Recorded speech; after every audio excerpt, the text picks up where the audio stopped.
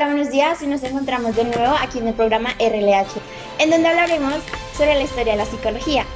Tendremos invitados y sorpresas. Con ustedes, Carol, una psicóloga experta en los temas que trataremos hoy. Hola, Carol, ¿cómo estás? Estamos muy contentos de tenerte aquí para recordar la historia que es nuestra vida. Hola, muchísimas gracias por la invitación. Bueno, empecemos de una, así que me hablo. Ok, bueno, quiero que nos cuentes de cómo inicia la Edad Antigua. Bueno, para empezar, la Edad Antigua empieza en el año 4000 antes de Cristo con el descubrimiento de la escritura. Termina con el imperio, con la caída del Imperio Romano. En el año 476 después de Cristo, pues en esta podemos evidenciar que, pues, como te había dicho, fue el descubrimiento de la escritura y el poder está en manos de los reyes, ¿sí? Hubo mucho desarrollo y el surgimiento de la cultura. Wow, qué chévere, interesante. Bueno, y para agregar, hay que decir que pues en la Acrópolis era donde se reunían los dioses o las personas con mayor mando y allá hacían sus rituales y se sentaban a pensar entre ellos. Ok, hasta donde tengo entendido, en este momento la creencia superior eran los dioses, no había como tal un único dios, sino que las creencias eran politeístas. Exacto, ahí se basaba más que todo en la religión. Bueno, aquí en el Acrópolis es donde se empieza a abrir el pensamiento y las personas empiezan a tener mucho más conocimiento. Y se va expandiendo a medida que se van generando muchos más dioses. Un ejemplo de estos dioses que existió fue Zeus, el rey de los rayos. Bueno, Carol, quiero contarte que tenemos una corresponsal en Grecia. Por favor, quiero que nos acompañes hasta allá. Aleida, ¿nos escuchas? Hola Alison, sí, te escucho, te escucho. Nos encontramos en Grecia con John, un experto en la Edad Antigua. John, cuéntanos sobre los filósofos más relevantes de esta edad. Hola, ¿cómo estás? Sí, mira, principalmente había muchos filósofos en ese tiempo de la Edad Antigua en Grecia. Había muchos filósofos, pero yo me quiero hoy centrar en tres. En Sócrates, Platón y Aristóteles. Como sabes, no sé si sepas, Sócrates fue el que planteó la teoría de la mayéutica. ¿Sabes qué es mayéutica? No, es una palabra como rara y pues obviamente a los televidentes les va a interesar. Cuéntanos. Sí, mira, la mayéutica es la teoría que Sócrates planteó sobre parir el conocimiento. Entonces los antiguos griegos o los antiguos filósofos se paraban a pensar y mientras hablaban, mientras dialogaban, ellos parían el conocimiento. Esa era la teoría de Sócrates. Oh, qué interesante. También tenemos a Platón. Platón planteó una teoría sobre dos mundos, el mundo de las ideas y el mundo sensible. El mundo de las ideas no lo podemos ver, no lo podemos percibir, solo lo podemos sentir en nuestros sentidos muy dentro, pero el mundo sensible es el mundo que lo podemos percibir, lo podemos ver, lo podemos observar y lo podemos tocar. También Platón planteó la teoría de tres almas: la racional, la impulsiva y la pasional. Él planteó esas tres almas. Y por último tenemos a Aristóteles, que Aristóteles se acerca mucho a lo que es la psicología, porque Aristóteles planteó mucho sobre el área moral, la ética, y también propuso sobre tres almas: la vegetativa, la sensitiva y la racional. Ok, me parece muy interesante todo lo que tú nos has dicho y obviamente a los televidentes les encantaría pues obviamente conocer sobre esto. Los animo a que investiguen más sobre estos tres grandes filósofos griegos. Muchas gracias, John. Seguimos en comerciales. Chao. Qué deliciosa agua, Tales, y saber que todo está hecho de agua.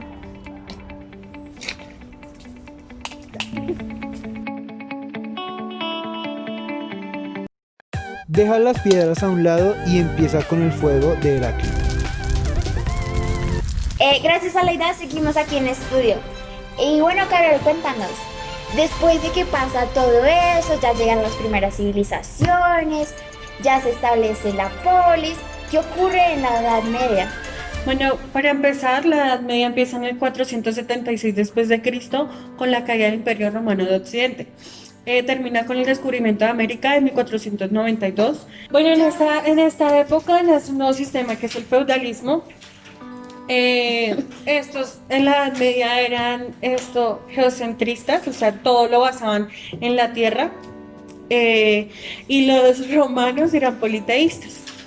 Ok, muy interesante. Tengo entendido también que al transcurrir este periodo ocurre algo muy conocido que es la peste negra. Sí, tienes razón, aunque la Alta Edad Media es llamada oscura, pero no se tiene algo concreto lo que pasó, ya que esto se perdieron los escritos de este tiempo. Bueno, ahora te voy a hablar del Renacimiento. Okay. El Renacimiento es donde se le da la oportunidad a la estética grecorromana.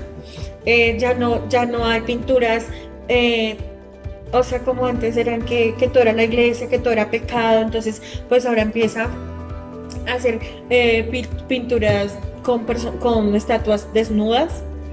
Hay aportes económicos para los artistas. Gracias al Renacimiento nació la Revolución Científica y la Ilustración. En la Revolución Científica hay un autor súper importante que es Isaac Newton, que él fue el creador de la ciencia moderna. Él con su pensamiento revolucionó a la ciencia y a la filosofía. Ahora te voy a hablar de la Ilustración. La Ilustración se caracteriza por la búsqueda de la felicidad, y es ahí donde da la oportunidad al hombre de pensar, ya que esto, pues como habíamos hablado anteriormente, solamente se basaban en lo que decía la religión y todo era pecado. Entonces todo lo que tenían que hacer los hombres o las personas era basado en la Biblia y en lo que dijeran esta, ¿sí? Ok, esto fue difundido en Francia, fue un movimiento filosófico, social y cultural. La Ilustración termina con la democracia parlamentaria, y junto a esto nació la Contrailustración. Ya la Contrailustración no solamente es con la razón, sino también se vinculan con los sentimientos, y no hay una verdad universal. Ok, muy interesante. Y bueno, para ampliar un poco más el tema de la Edad Media, tenemos una corresponsal directamente desde Francia. Esa corresponsal nos ampliará los temas sobre los personajes que aportaron en la Edad Media. Con ustedes, Verónica. Verónica, ¿nos escucha?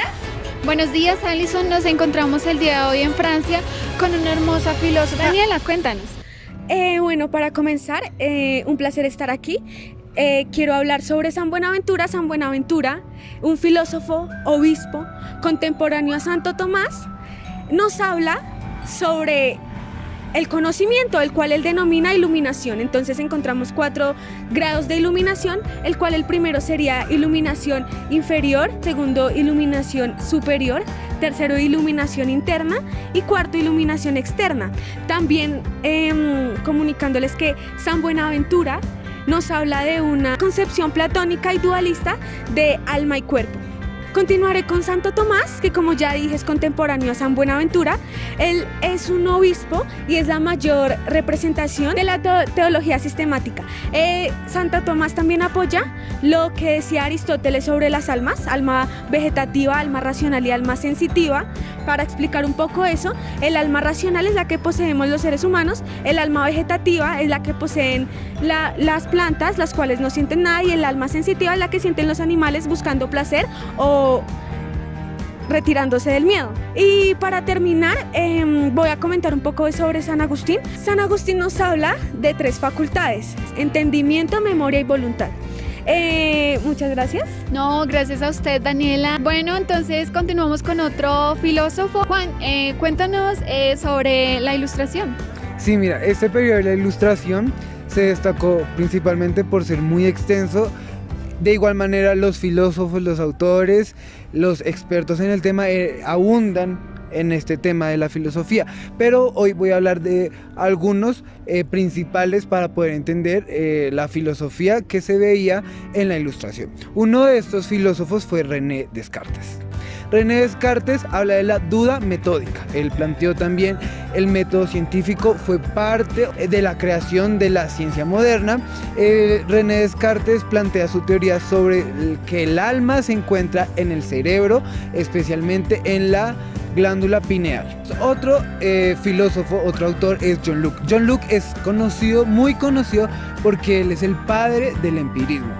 El empirismo era una rama o era una corriente en ese tiempo sobre que la experiencia es esencial para obtener el conocimiento. John Locke habla sobre las ideas simples y las ideas complejas. Otro autor es Spinoza. Spinoza habla sobre su teoría plantea sobre que Dios está en toda la naturaleza.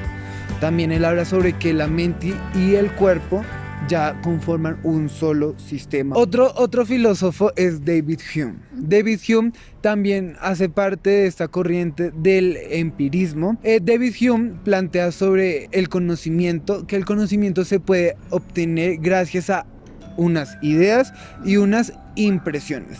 Estas ideas pueden ser, igual que John Locke, pueden ser complejas o simples. Las complejas son parte o hacen parte de muchas ideas simples. Otro autor, otro filósofo muy importante en la Ilustración es Immanuel Kant. Immanuel Kant habla sobre la teoría del idealismo trascendental. Él plantea sobre que hay un conocimiento a priori y uno a posteriori. El a priori es sin la experiencia y el a posteriori es con la experiencia. Otro filósofo muy importante para la contrailustración es Pascal. Pascal nos habla no tanto de la razón, sino él enfatiza un poco más en los sentimientos, en el corazón. Es por eso que hace parte de la contrailustración. Y por último encontramos a Rousseau. Rousseau es empirista, él habla sobre, o él hace una analogía sobre una tabla en blanco. Nosotros somos tablas en blanco que con la experiencia, que con el empirismo vamos anotando cosas en nuestra vida. Rousseau es muy importante para la Revolución Francesa. Qué interesante, John, muchísimas gracias. Vamos a comerciales. Anaxímenes un día me dijo que donde hay calor, el aire es tu mejor opción. Con Pitágoras aprendimos los números, ahora nosotros te podemos enseñar. Regresando de comerciales, ahora sí quiero que tratemos un poquito más de por qué estamos aquí. Entonces quiero que nos cuentes cómo es que inicia esto de la ciencia con la psicología, cómo se da. Bueno, hay que aclarar de que antes la psicología era una rama de la filosofía. En 1879, con Wilhelm Wundt, nace la psicología en Alemania, en Leipzig. En su primer él fue el que hizo el primer laboratorio en Alemania, y con esto su método es la introspección, y con esto empiezan las escuelas con cada uno de sus representantes. Ok, estas escuelas están ramificadas según los estudios que ellos realizan. Para aclararte, para recordar y para que tengamos claro, la psicología es una ciencia que estudia el comportamiento y los procesos mentales del ser humano. Y por último tenemos nuestra última corresponsal que se encuentra en Alemania. Esta corresponsal nos hablará sobre cada una de las escuelas y sus objetivos de estudio. ¿Aló, Lina, nos escuchas? Hola Alison, sí, nos encontramos aquí en Alemania con una psicóloga llamada María Lucía. Un placer tenerte aquí. Muchas gracias por invitarme al canal RLH. Pues en este momento voy a hablarles sobre las escuelas de la psicología. Pues como bien sabemos son muchas y pues voy a hablar de las más relevantes. Primero tenemos el estructuralismo. Fue fundado por Wilhelm Wundt en 1836. Su objetivo de estudio fue la estructuración de la mente humana. Otra escuela importante fue el funcionalismo. Fue fundada por William James en 1910. Su objetivo de estudio era las funciones de la mente. La tercera es psicoanálisis por Sigmund Freud, 1930. Su objetivo de estudio fue el inconsciente. En la cuarta tenemos el conductismo. Este se divide en dos: el clásico y el operante. El clásico por Iván Pavlov y el operante por Skinner. Y el objetivo de estudio fue la conducta humana. De quinto tenemos a la escuela humanista. Esta se unieron el psicoanálisis, el conductismo. En esta ponen en primer lugar al ser humano. Y pues también tenemos la pirámide de Maslow, la que nos explica las necesidades del ser humano. Muchas gracias, volvemos a estudio. Muchas gracias, Lina. Muchísimas gracias a ti también porque nos aclaraste muchísimas dudas, ampliamos el conocimiento que tenían nuestros televidentes y por supuesto yo sobre el tema de la psicología y la historia. Entonces espero volverte a ver pronto aquí en el programa de RLH y recuerden que esto es Reviviendo la Historia.